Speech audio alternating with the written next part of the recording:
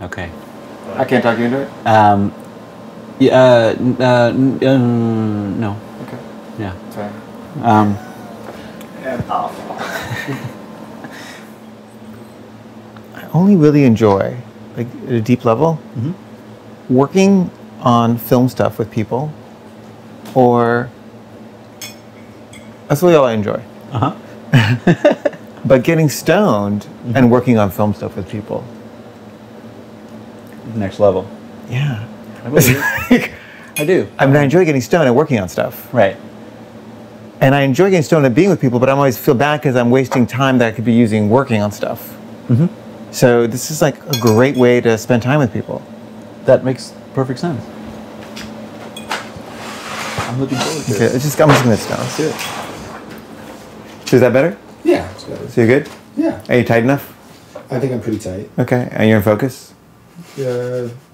You have to see when you're editing it. Okay. And you hear okay? You can hear okay? Yep. Your volume levels are good? Mm-hmm. You've been watching them? Yeah. Okay, cool. I'm gonna inhale.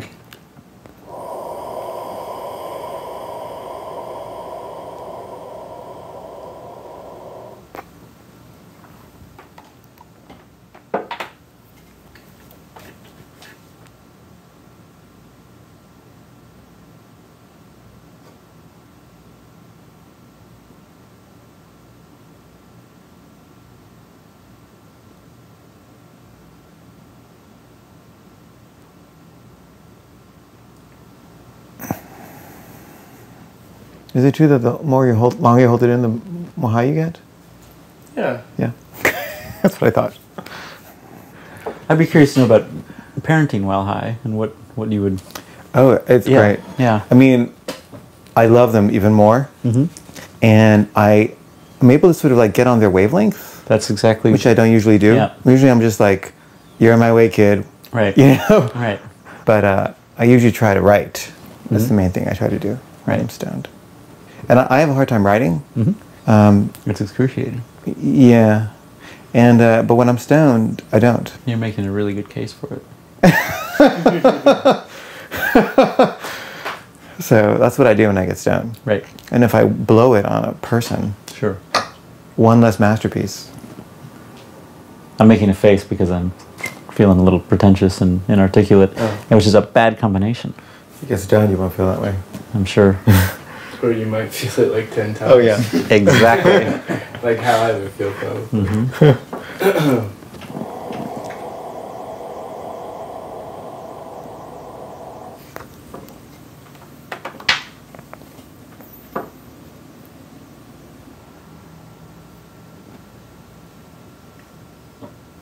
So your film was really bold.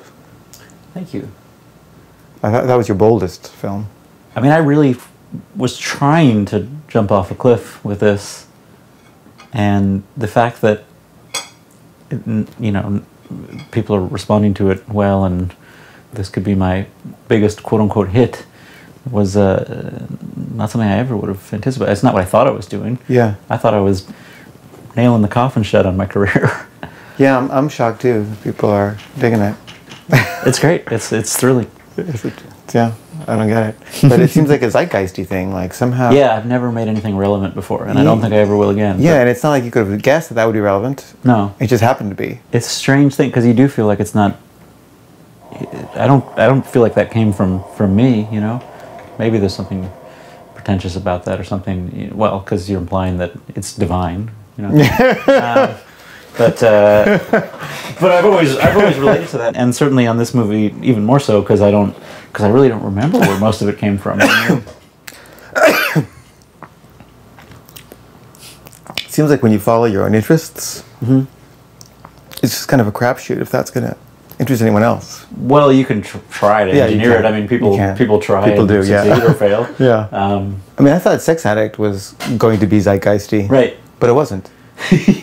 Well, maybe. Well, sex never goes in or out of style, right? I mean, no, but I think it just wasn't like in sync with the time. Right. I mean, that film might have worked now, you know, or better or whatever. Right. Well, yeah, that stuff is all completely out of our hands. Who gives a shit on a given week that your movie opens? It's a strange thing. You were making a living making films for a while, right? No, I mean not my own films. I was. Like the writing, you mean? Yeah, that was. So those weren't films for you to direct? Oh well, I mean they were supposed to be, or one of them was anyway. But yeah, I had a few good years of screenwriting money, and I would love to get a few more good years of that. Certainly, it seems like that has gotten tougher. It dried up. That's what people tell me, who had more jobs than I did. And certainly in my case, in my experience, it seems like it was already threading the needle, but now it just seems tougher. Whenever I go into those rooms in Hollywood. I've never been in those rooms. You've never been in those rooms? No. Like what rooms? Those rooms are the people who, or if they don't have the money themselves, at least have the access to the people who have the money. I've never been in those rooms. Oh, you should do it. You should try it. They've never let me in. They'll let you in. They're not going to buy anything, but they'll tell you that they love you. That's the first thing they do. And they mean it or they don't? Well, I don't know. I mean, what is love? How do you define it? Love is all around us, and so if God is love, and God is everywhere, and love is everywhere, and so must be in the room in Hollywood. Yeah, that sounds really fun. I think you would like the part that, and you can. I remember like the first times I was doing it, because the great thing is they have this thing called generals, and that's just a general meeting. That's a meet and greet. That's when you've got nothing to pitch, and they've got nothing to pitch you, but everybody wants to meet you, because you might someday be successful. And then they can say, "Remember that time we met?" Yeah, then they'll call you up and be like, "You know what? I've been dying to work with you." And they all say that too. When you go into their office, they say how much they want to work with you. Not on this. And they've all seen your film? Yes. I mean, they say they have. And have you ever grilled them on it? No. But sometimes people say, every once in a while somebody offers up like some particular thing that so they suggests that either they homework. or at least they had, an intern tell them some things they could say about it. Oh. And I also kind of, I take them at their word when they say that they liked it or responded to it. But again, it's not their job to go make a weird indie that's going to lose money. So the question is, can we find a common language and a way to go work on something that is going to keep a roof over their heads, and who knows? Right. But when I would go in those general meetings, sometimes those were just like, these therapy sets, because a lot of them have nice couches too. So you just kind of like sit back on this plush, nice couch and just talk about your problems, and that's your meeting. It was kind of fun. Uh-huh. I had a thought, but I lost it. That's okay. What were you just talking about? The business. I was doing Hollywood stuff. I want to be your agent, and I want to send you on Hollywood meetings. I think you might enjoy them. I would enjoy them for sure. Yeah, you'd have a good time in there, and I think they would enjoy you. I don't. But they don't know. They probably wouldn't give you their money. Right. But that's why they give me their time. But I think they would. All they do is meet with people all day. But why have they never asked? Because you don't have the. I don't know if you have Hollywood agency representation. No. Yeah. So you just don't have the. I couldn't get in there without the agent. Oh, it's the agent thing. Yeah, it's the agent thing. I think they wouldn't be talking to me if I wasn't getting sent in there by. I see. Yeah. I know. I never had an agent. Do you like that? It sounds cool to have an agent. Sometimes it's cool. Fun. Sometimes it's fun. But it's it's it's kind of limited what they can do. I mean, you can't ask them to make your career for you or make your movie for you or save your life for you. They can just like get you a meeting with somebody who has money, and then you still got to talk that person into giving you money. Did you ever feel like you were in the my cultural conversation thing? Does that make sense to you? I mean, when you make something, do you feel like you're trying to participate in the culture, or do you feel like you're just doing your own damn thing? And well, I feel like I'm participating in high culture. So that's really what I'm doing. What does that mean? That means the things I'm referencing and the things I'm responding to are things that most people don't know exist. Okay, but there is that rarefied level where... Yeah. And then there is a conversation going on up there. Yeah. And so what you're doing is of the moment. Yes. Yeah. Yes. For those who are right up top. Right. Yeah. Sheik and I was very of the moment. Yeah, what about that, culturally? Well, it wasn't in the sense that the culture rejected it. But that doesn't mean it's not culturally relevant. Did the culture reject it commercially or Commercially. And critically, I mean. Really?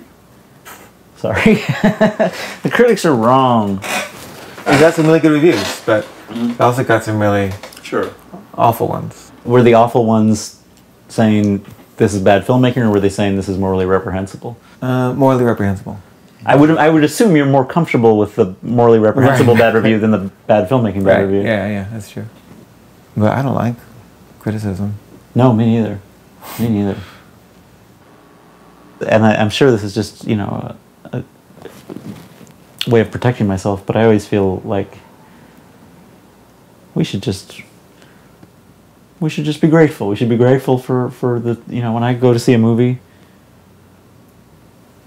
if I like it, I'm glad somebody took the time to do it, and I'm grateful. And if I don't like it, then usually, I think, well, I'm not angry at them for wasting my time. I might be angry at myself for wasting my time. I get angry at them for Do you? wasting my time. It takes a very special kind of movie to really make me angry at the filmmaker, and it's very rare. And I think I only get angry when I feel like there's a clear opportunity that's been squandered, that somebody should have made a good movie and intentionally made some decision to make it a shitty movie.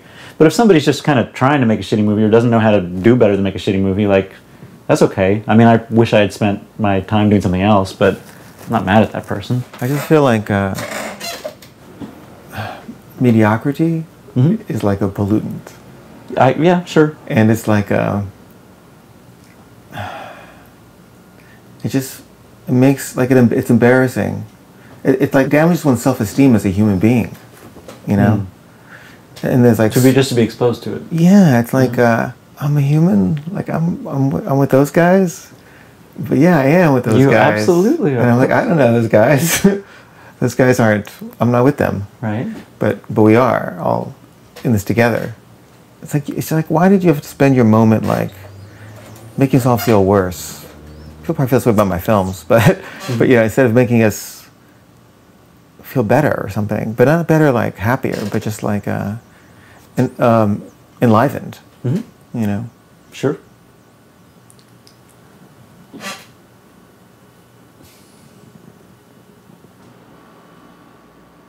When my son was born, I had a brief kind of spike of moral outrage, Like Hollywood, I never used to get mad at because I thought, hey, they're just doing their jobs, and like their job isn't my job. That it's not their job to want to make good movies. That's my job. And then when I had a kid, I thought, this isn't just. Suddenly, I felt like maybe they are responsible morally for that. Maybe they didn't just slide into that, but some people made some decisions like, we are going to make shitty movies and make a lot of money off of that, and that's a choice we're making. And then I was angry at those people because it does. I do believe that it does. It cheapens existence. Devalue the. Yeah, I agree. How do you feel about the Kickstarter thing? Mixed emotions. Tremendous gratitude that. How much did you raise with Kickstarter? Somewhere in the neighborhood of $50,000. Some percentage of that goes to the company. It wasn't Kickstarter. It was an organization called U.S. Artists, which is same principle. Oh yeah, those guys. And so incredibly grateful that it worked. What I didn't like about it was I don't like begging people for money, and of course what you find is when you look at that list of names of people who gave you money, there are some strangers on there, and that's great. That's thrilling. And then there's like a lot of your friends who you kind of think I shouldn't have to ask my friends or my aunts and uncles for $100. So it doesn't feel that good to do it that way. I hate that that's the future too. Have you done it yet? You have to do it. Everybody does it. I don't want to. Yeah, it's terrible. I think you would have fun with the campaign. I mean, I could imagine you doing something fun with that. Oh, it just seems so. Make a funny video. You're good at those. I wouldn't want to do that. I think I feel strongly about that. Like, You're not going to do it. I don't think so. Hard line. I mean, I can't swear about what I'll do in the future, but I really feel strongly about it. Like, I hate it. Because you hate going to people who shouldn't be your funders and saying, give me your money, and in return I'll give you I just feel like the pleasure of having funded me. It's like capitalism has like commodified every single part of life except your relationships. I mean, it has a little bit, but Right. But friendship is that supposed to be that. It's what a friend is almost defined as. It's the thing, the bond that Right. capitalism has not reached yet. Right. And for Kickstarter, it's eroding that bond, and it's like making it all commodity. It's just moving us really strongly forward into all complete commodification of all human relationships. You're freaking me out a little bit. I mean, it is voluntary. It's not. Well, it doesn't feel... Yeah, no, I agree. When I get one of those things, especially because I've benefited from it now, Yeah. so I don't say no anymore. So you have to say yes. Yeah, but you can, you know... And then if you don't like their film that much or them that much, Yeah, it sure. just becomes like this whole complicated interpersonal minefield. Do you feel like asking for money is different than any, you know, any other demands that a friend might put on you? Yeah. Okay. It seems like it's almost like a sacred space or something. The money thing. But I mean the division between friendship and money. Mm-hmm. It's almost like the definition of friendship is that there's a sacred space. That's so interesting. So this is weird. I mean, we've uncovered a contradiction in my psyche. Yeah. Yeah. That I believe that I don't owe my friends anything, and yet I constantly, and yet I do. I mean, I feel obligated to everybody. Can you say no to people? I hate saying that to people. Really? Yeah. In theory, we should have the exact same temperament because we have the same birthday. Right. I mean, I'd never met anybody with my same birthday until, you know, I guess probably until I met you, but now I've met a half dozen. On my birthday, I went to see my therapist. Uh-huh. You still going? Mm-hmm. And on the way there were two guys in front of me. And one guy was saying, "Today's my birthday." And the guy goes, "Really? Today's my birthday." And he's like, "No, you're shitting me." He's like, "No, really?" It's like, "We got the same birthday?" And he's like, "Yeah." And then I tapped him on the shoulder and I said, "Me too. It's my birthday too." And they're like, "No way. Seriously?" Like, Did you guys like pull out driver's licenses and stuff? I should have, because I could easily have proven it, but It seems so completely unbelievable. Yeah, I was born today too. That's great. I mean, that's like... That was a nice birthday present. That's a great birthday present.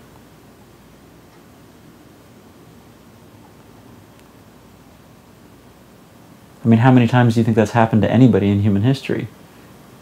What? That they were walking behind two guys on their birthday who were saying, "It's my birthday, you're shitting me, it's your birthday," and then tapped them on the shoulder and said, "Hey guys, it's my birthday." Like, it probably hadn't happened all that many times in all of human history. Yeah. It's pretty amazing. I wonder how many. Me too. Maybe that was the first time. Could have been.